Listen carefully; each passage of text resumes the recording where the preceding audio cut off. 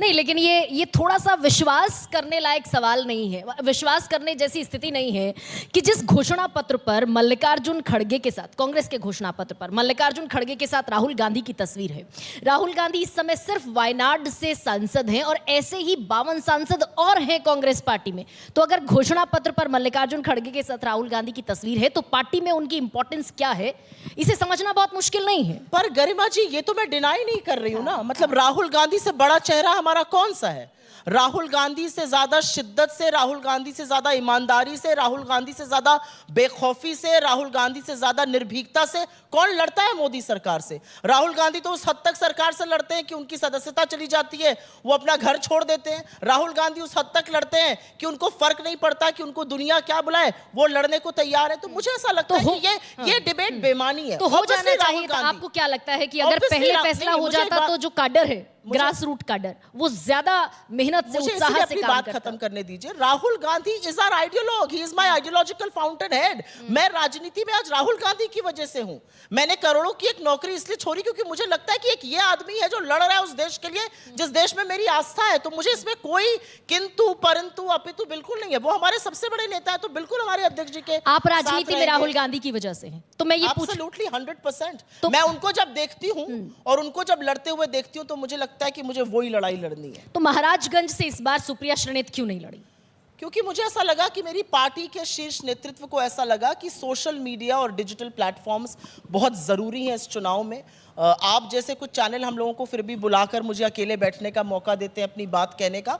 अधिकांश मीडिया आज सरकार के चरण वंदन में इतना लिप्त है कि ना बेरोजगारी की, ना महंगाई की, ना आर्थिक असमानता की बात करता है। अधिकांश चैनल पर आपको सुबह से शाम तक मोदी मोदी मोदी मोदी मोदी मोदी मोदी मोदी मोदी मोदी नजर आता है। अच्छा, यहाँ पर जरूरी है कि सोशल मीडिया को मजबूत बनाया जाए। मेरे नेतृत्व ने मेरे सामने ये प्रश्न रखा कि क्या आप इसमें सहमत है, और मुझे ऐसा लगा कि बड़ी लड़ाई में अगर छोटी सी कुर्बानी देनी पड़े तो इसमें कोई बड़ी बात कुर्बानी मानती हैं आप?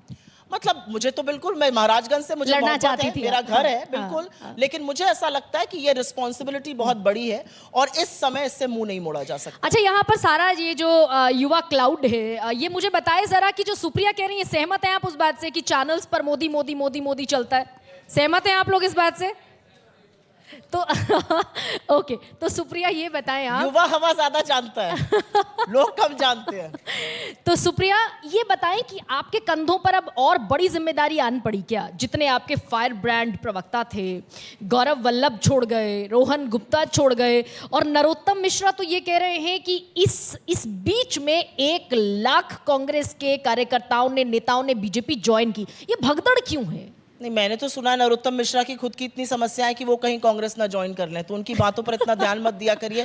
यही सब बातें कर रहे थे, हीरोइनों को जूम कर करके देखते थे, थोड़ा काम किया होता तो अपना चुनाव जीत जाते। मध्य प्रदेश में सरकार बन गई, भाजपा के नरोत्तम मिश्रा खुद ही हार गए। दीपिका पादुकोण को अगर कम जूम करके देखते, अपना काम करते। खैर चलिए, वो सारी बातें, ये तो सच है ना कि आपके नेताओं में एक भगदड़ की स्थिति क्यों है? आपने एक बात बोली, फायर ब्रांड लोग छोड़कर चले गए।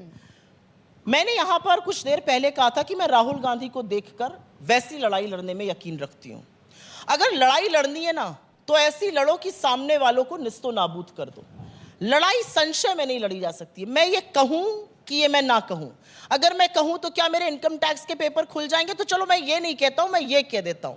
ये लड़ाई वो वाली नहीं है, ये आर पार की लड़ाई है, ये सर कलम कलाने की लड़ाई है। ये लड़ाई वो है। सुप्रिया जी, वो तो 10 साल से बोल ही रहे थे, गौरव वल्लभ हर बजट सेशन के बाद आ जाते थे, तो 10 साल में भी आईटी, मैंने अभी थोड़ा सा आईना मीडिया के बाकी साथियों को दिखाया था। मेरी बात तो पूरी होने दीजिए, आप बिल्कुल मुझे टोकिए मेरी सेंटेंस खत्म होने के बाद।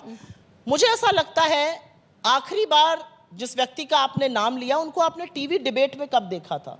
जब एक व्यक्ति को वो लगने लगे कि वो पार्टी की विचारधारा से बढ़कर है तो उसका श्रेयस्कर है चले जाना। मेरा अपना मानना है, अगर आप कांग्रेस में हैं, आपको लगता है आपके साथ कुछ गलत हो रहा है, आपकी आकांक्षाएं, आपकी अपेक्षाएं नहीं पूरी हो रही, आप लाइक माइंडेड पार्टी में जाइए, मैं समझ सकती हूं। आप जिस बीजेपी को कल तक भुखमरी का, बेरोजगारी का, महंगाई का, महिला सुरक्षा का, बहते हुए शवों का जिम्मेदार ठहराते, आज उसी बीजेपी का दामन थाम के आप खड़े। तो आपका ये जो आइडियोलॉजिकल समरसॉल्ट है ना, ये फायर ब्रांड लोग नहीं कर सकते, ये कायर लोग कर सकते हैं, सत्ता की लोलुपता जिसमें होती है कर सकते हैं।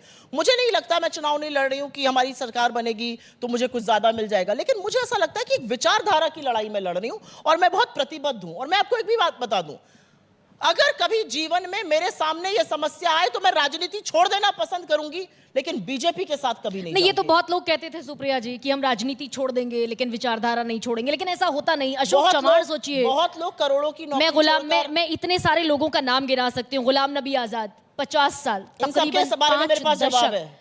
और अमरिंदर सिंह हो गए, कैप्टन अमरिंदर सिंह, अशोक चव्हाण जो हार्डकोर कांग्रेसी, और 14 के चुनाव से पहले मैं कुछ और नाम ले देती हूँ। आप 14 से पहले तो रीता बहुगुणा जोशी, जगदम्बिका पाल, कितने बड़े बड़े नेता कांग्रेस। मैं आपको इन सबका जवाब दे देती हूँ। आपने गुलाम नबी आजाद से शुरुआत करी।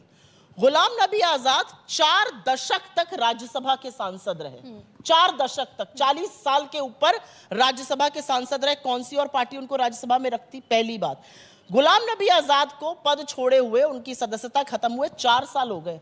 आज भी सरकारी घर उनके पास क्यों है? आज भी एनएसजी का प्रोटेक्शन क्यों है? आपको लगता है उन्होंने विचारधारा के लिए कांग्रेस छोड़ी या उस सरकारी बंगले के लिए छोड़ी? दूसरा नाम अशोक चव्हाण, उनकी लड़की पर ईडी का केस था, उन्होंने ज्वाइन किया, उनको राज्यसभा मिली, लड़की को बीजेपी का टिकट मिला, कार्रवाई स्थगित हो गई। आपने अमरिंदर सिंह की बात करी, पंजाब का चुनाव चल रहा था, बीच चुनाव में अमरिंदर सिंह आके अमित शाह से क्यों मिल रहे थे? क्योंकि उनके लड़के के खिलाफ ईडी की रेड्स हो रही थी। अब ईडी की कोई रेड नहीं हो रही। आप बीजेपी का अगर दामन थाम लीजिएगा तो वो जो वॉशिंग मशीन मोदी जी दिन भर घर घर घर घर घर घर घर घर घर घर घर घर घर घर घर चलाते हैं, उसमें नहा धोकर साफ होकर निकल जाइएगा। और अगर आप हिम्मत दिखाइएगा लड़ने की तो आपके ऊपर लांछन भी लगाए जाएंगे, आपके ऊपर आरोप भी लगाए जाएंगे। और मैं एक बात यहाँ पे छोटी सी कह देती हूँ, आपने रीता बहुगुणा जोशी जी का नाम लिया, कांग्रेस की अध्यक्ष हुआ करती थी, मेरे पिताजी के साथ मैंने उनको देखा है। उनका टिकट क्या हुआ इस बार? कहाँ है वो इस चुनाव में? बीजेपी का यूज एंड थ्रो मशीन भी एक है। आज रीता बहुगुणा जोशी जी का क्या करियर? उनके भाई जो उत्तराखंड के सीएम बने कांग्रेस की सरकार में, आज वो पन्ना देके कहते हैं मैं पन्ना प्रमुख हूं। ये हाल किया इन लोगों ने लोगों का, तो और लोग जाए, क्योंकि ऐसी आवभगत बीजेपी करती रहेगी। लेकिन सुप्रिया जी, आप लेकिन एक बात ये जरूर कहना चाहती हूँ गरिमा जी, एक बात जरूर कहना चाहती हूँ। मोदी जी कहते थे कांग्रेस मुक्त भारत बनाएंगे, बीजेपी को कांग्रेस युक्त बना लिया, इस बात की मुझे खुशी है। हाँ, लेकिन